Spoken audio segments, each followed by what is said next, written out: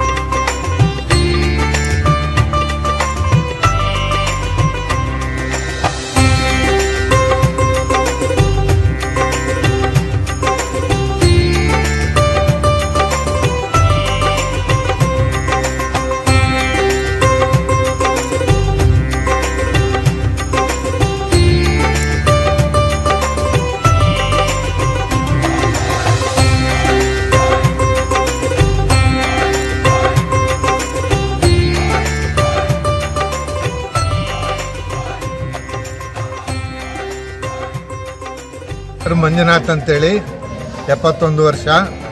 ಇದೇ ತುಮಕೂರಿನ ಕುಮರ್ಲು ವಂಶಸ್ಥರಾದ ನಮ್ಮ ತಾತಂದಿರಾದ 3 ಜನ ತಾತಂದಿರು.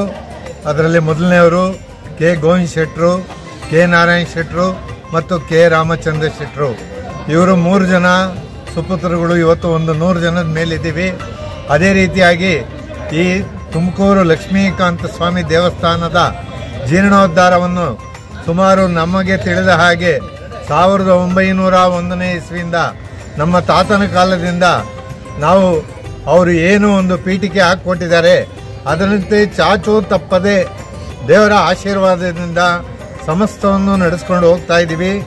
ಇದೇ ರೀತಿಯಾಗಿ 2 ವರ್ಷದ ಕೆಳಗೆ ದೇವಸ್ಥಾನದ ಜೀರ್ಣೋದ್ಧಾರವನ್ನು ಸುಮಾರು ಒಂದು 38 ಲಕ್ಷ ರೂಪಾಯಿ ಅಂದಾಜಿನ ವೆಚ್ಚದಲ್ಲಿ ಕಂಪ್ಲೀಟ್ ಕಲ್ಲಿನ ಕಟ್ಟಡವನ್ನು ಭಕ್ತಾದಿಗಳ ದಾನದಿಂದ ಅದನ್ನು ಕೂಡ ನೆರವೇರಿಸಲಾಗಿದೆ.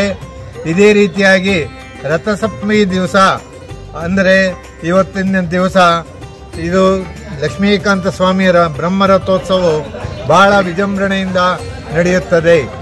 ಇದು ಸಾವಿರಾರು ಜನ ಬಂದು ವೀಕ್ಷಣೆ ಮಾಡ್ತಾರೆ. ಅದೇ ರೀತಿಯಾಗಿ ಸುಮಾರು ಈ ದೇವಸ್ಥಾನದ ಒಂದು 700 ವರ್ಷದ ಇತಿಹಾಸ ಅಂದರೆ ತಪ್ಪಾಗಲಾರದು. ಈ ಲಕ್ಷ್ಮೀಕಾಂತ ಸ್ವಾಮಿಯ ಮುಖದಲ್ಲಿರತಕ್ಕಂಥ ಕಳೆ ಇಡೀ ತುಮಕೂರು ಜಿಲ್ಲೆಯಲ್ಲಿ ಯಾವ ದೇವಸ್ಥಾನದಲ್ಲೂ ಕೂಡ ಇಷ್ಟು ಕಳೆಯಾಗಿ ವಿಗ್ರಹ ಇಲ್ಲ ಅಂತ ನಾನು ಘಂಟಾಘೋಷವಾಗಿ ಹೇಳಬಲ್ಲೆ. ನಾವು ಇಲ್ಲಿ ವಂಶ ಪಾರಂಪರೆಯಾಗಿ ಅರ್ಚಕ ವೃತ್ತಿಯನ್ನು ಮಾಡ್ಕೊಂಡು ಬರ್ತಾ ಇದ್ದೀವಿ. ಇಲ್ಲಿ ನಮ್ಮ ತಾತ ಮಾಡ್ತಿದ್ರು, ನಮ್ಮ ಮುತ್ತಾತ ಮಾಡ್ತಿದ್ರು, ನಮ್ಮ ತಾತ ಮಾಡ್ತಿದ್ರು, ನಮ್ಮ ತಂದೆ ಮಾಡ್ತಿದ್ರು. ಇವಾಗ ನಾವು ನಡೆಸ್ಕೊಂಡು ಹೋಗ್ತಾ ಇದ್ದೀವಿ. ಈ ದೇವಾಲಯದಲ್ಲಿ ವರ್ಷದಲ್ಲಿ ವೈಕುಂಠ ಏಕಾದಶಿ ಹಾಗೂ ರಥಸಪ್ತಮಿಯಂದು ವಿಜೃಂಭಣೆಯಿಂದ ರಥೋತ್ಸವ ಪೂಜಾದಿಗಳು ಕೈಂಕರ್ಯಗಳು ನಡೆಯುತ್ತೆ. ಇಲ್ಲಿ ಏನಪ್ಪ ಅಂದರೆ ಅದೇ ಸ್ವಲ್ಪ ಮುಜರಾಯಿ ಸೇರಿರೋದ್ರಿಂದ ಜನ ಕಡಿಮೆ, ಅಭಿವೃದ್ಧಿ ಕಡಿಮೆ ಆಗಿರೋದ್ರಿಂದ ರಥಸಪ್ತಮಿ ದಿವಸ ಮತ್ತು ಹಾಗೂ ವೈಕುಂಠ ಏಕಾದಶಿಯಿಂದ ತುಂಬ ಜನ ಬಂದು ಇಲ್ಲಿ ಪೂಜೆ ಮಾಡಿಸ್ಕೊಂಡು ಪ್ರಸಾದ ಎಲ್ಲ ತೊಗೊಂಡು ಹೋಗ್ತಾರೆ. ಈ ದೇವಾಲಯ ಬಂದು 1000 ವರ್ಷ ಇತಿಹಾಸ ಇದೆ. ಆ ಮುಖಮಂಟಪವರೆಗೂ ವಿಜಯನಗರ ಕಾಲದಲ್ಲಿ ಮಾಡಿದ್ದಾರೆ. ಆಮೇಲೆ ವಿಷ್ಣುವರ್ಧನ್ ಕಾಲದಲ್ಲಿ ಮುಂದುವರಿಸಿದ್ದಾರೆ. ಇದೊಂದು ಶಾಸನ, ಶಿಲಾಶಾಸನ ಎಲ್ಲ ಗೋಡೆಯಲ್ಲಿದೆ. ಇವಾಗ ಅದು ಸುಣ್ಣ ಹೊಡೆದು ಇದು ಮಾಡಿಬಿಟ್ಟಿದ್ರು, ಗೋಡೆ ಎಲ್ಲ ಇದಾಗಿದೆ. ಈಗ ಮೊನ್ನೆ ತೆಗೆಸಿ ಸುಣ್ಣ ಎಲ್ಲ ತೆಗೆಸಿ ಅದು ಶಿಲಾಶಾಸನ ಸಿಕ್ಕಿದೆ. ಅದರಲ್ಲಿ ಪೂರ್ತಿಯಾಗಿ ಸಿಕ್ಕಿಲ್ಲ, ಒಂದು ಸ್ವಲ್ಪ ಮಾತ್ರ ಸಿಕ್ಕಿದೆ. ಪೂರ್ತಿಯಾಗಿ ಇನ್ಫಾರ್ಮೇಷನ್ ಸಿಕ್ಕಿಲ್ಲ. ಅದನ್ನು ನಾವು ತುಮಕೂರು ಜಿಲ್ಲಾ ಮುಜರಾಯಿ ದೇವಾಲಯಗಳ ಅರ್ಚಕರ ಆಡಳಿತ ಮತ್ತು ನೌಕರರ ಸಂಘದ ಅಧ್ಯಕ್ಷರು ರಾಮತೀರ್ಥನ್ವಿ.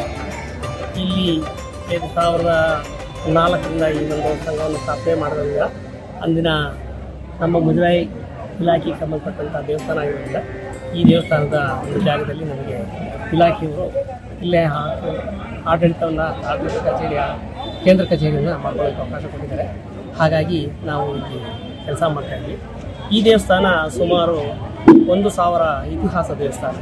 ಚೋಳರ ಕಾಲದಿಂದಲೂ ಕೂಡ ಈ ಮುಂಭಾಗದ ಇದನ್ನೆಲ್ಲ ಚೋಳರು ಮಾಡ್ತಿದ್ದಾರೆ. ಹಿಂದಿನ ಪುರಾತತ್ವ ನಮಗೆ ಅಷ್ಟು ಸರಿಯಾಗಿ ವಿಷ್ಣುವರ್ಧನ ಕಾಲದಲ್ಲಿ ಆಗಿರೋದು ಅಂತ ಹೇಳ್ತಾರೆ. ಇದು ಆದರೂ ಕೂಡ ಇದುವರೆಗೂ ಕೂಡ ಈ ಮುಜರಾಯಿ ಇಲಾಖೆಗೆ ಸಂಬಂಧಪಟ್ಟಂಥ ದೇವಸ್ಥಾನವರು ಕೂಡ ಇಲಾಖಾ ವತಿಯಿಂದ ನಮ್ಮ ಸರ್ಕಾರದಲ್ಲಿ ಯಾವುದೇ ಒಂದು ಪೈಸೆನೂ ಕೂಡ ಇದಕ್ಕೆ ಏನು ಕೊಟ್ಟಿಲ್ಲ. ಹಿಂದೆ ಭೂಮಿ ಇತ್ತು ಅಂತ ಹೇಳ್ತಾರೆ. ಭೂಮಿ ಸ್ವತಂತ್ರ ಬರೋದಕ್ಕಿಂತ ಮುಂಚೆನೇ ಇದನ್ನ ಕಸ್ಕೊಂಡಿದ್ದಾರೆ. ಅವತ್ತು ಏನೋ ₹3 ₹2 ವರ್ಷಕ್ಕೆ ಕೊಡ್ತಾಯಿದ್ರು. ಅದು ಇದುವರೆಗೂ ಕೊಟ್ಟಿಲ್ಲ.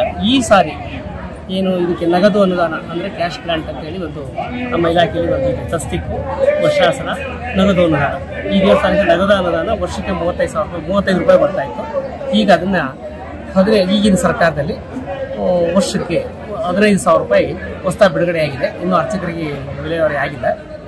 ಮತ್ತು ದೇವಸ್ಥಾನದ ಅಭಿವೃದ್ಧಿಯನ್ನು ಕೂಡ ಇಲ್ಲಿ ಆಡಳಿತವನ್ನು ನಮ್ಮ ಮುಜರಾಯಿ ಇಲಾಖೆಯವರು ಏನು ಹೆಚ್ಚಿನದಾಗಿ ನೋಡಿಕೊಂಡಿಲ್ಲ. ಇದು ಸರಿಯಾದ ರೀತಿ, ಯಾಕೆಂದರೆ ಕೇಂದ್ರದ ಜಿಲ್ಲಾ ಮತ್ತು ರಾಜ್ಯ ತಾಲ್ಲೂಕಿನ ಒಂದು ಮಟ್ಟದಲ್ಲಿ ಕೇಂದ್ರ ಬಿಂದು ಆಗಿರತಕ್ಕಂಥ ಈ ದೇವಸ್ಥಾನ ಪುರಾತತ್ವ ಇಲಾಖೆಗೆ ಸಂಬಂಧಪಟ್ಟ ದೇವಸ್ಥಾನ. ಆದರೆ ಇಲಾಖೆಯವರು ಸರಿಯಾದ ರೀತಿ ಗಮನ ಹರಿಸಬೇಕು. ಗಮನ ಹರಿಸಿದ್ರೆ ನೋಡಿ, ಇದೆಲ್ಲ ಒಂದು ಈ ಕಡೆ ಇರ್ತಕ್ಕಂಥ ಏನು ಬಿಲ್ಡಿಂಗ್ ಇದೆ ಅದು ಅವತ್ತಿನ ಕಾಲದಲ್ಲಿ ಯಾವತ್ತೋ ಒಂದು ದಿವಸ ಬಾಡಿಗೆ ಕೊಟ್ಟಿದ್ದಾರೆ. ಇವತ್ತು ಕೂಡ ತಿಂಗಳಿಗೆ ₹5 ಅದೆಷ್ಟೋ ಅದನ್ನೇ ಕೊಡ್ತಾ ಇದ್ದಾರೆ. ಇವತ್ತಿನ ವ್ಯಾಲ್ಯೂ ಏನಿದೆ ಅದನ್ನ ಸ್ವಲ್ಪ ಇದನ್ನೆಲ್ಲ ಜೀರ್ಣೋದ್ಧಾರ ಮಾಡಿದ್ರೆ ಸರ್ಕಾರ ಗಮನ ತಗೊಂಡ್ರೆ ಕನಿಷ್ಠ ಒಂದು ತಿಂಗಳಿಗೆ ಒಂದು ₹15,000 - ₹20,000 ಬಾಡಿಗೆ ಬರುವಂಥ ವ್ಯವಸ್ಥೆ ಮಾಡ್ಕೋಬೋದು. ಆಗ ಈ ದೇವಸ್ಥಾನಕ್ಕೆ ಅನುಕೂಲ ಆಗುತ್ತೆ ಎಂದು ನಮ್ಮ ಅಭಿಪ್ರಾಯ.